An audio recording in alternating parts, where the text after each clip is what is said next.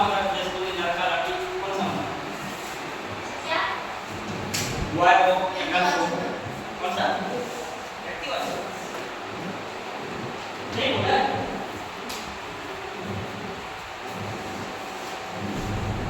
काम कौन सा होता है? व्यक्तिवाचक लड़की कौन सा होता है?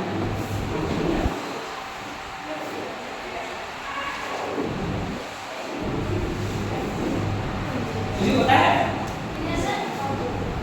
अगर आ जाए कहीं पे लड़का लड़की या कोई भी आपका आ जाएगा बाहर या कोई भी विद्यालय, वो कौन सा नाउन है? व्यक्तिवाचक। कैसे व्यक्तिवाचक सुनिए, कोई डिफाइन कर पाएगा? Anybody define proper noun? Hindi में बता दीजिए व्यक्तिवाचक संज्ञा कैसे करना है, पता है? चल तो हम लोग नाउन के बारे में पढ़ेंगे। सबको याद कीजिएगा डेरिवेटिव क्या है? नाउन। इसको हिंदी में क्या बोलते हैं? संज्ञा। संज्ञा किसे कहते हैं? किसी व्यक्ति वस्तु स्थान के नाम को क्या बोलते हैं?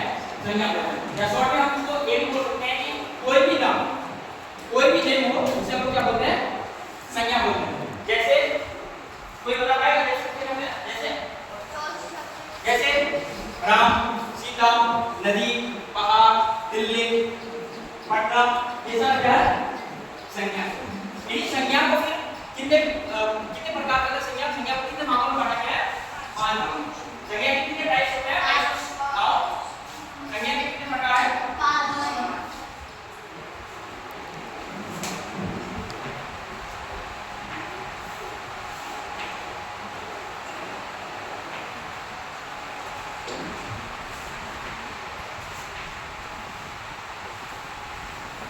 इंग्लिश में क्या बोलते हैं? Types of noun.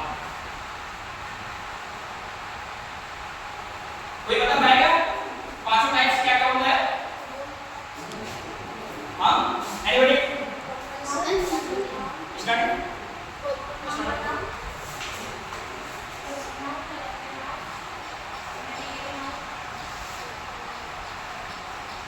हिंदी में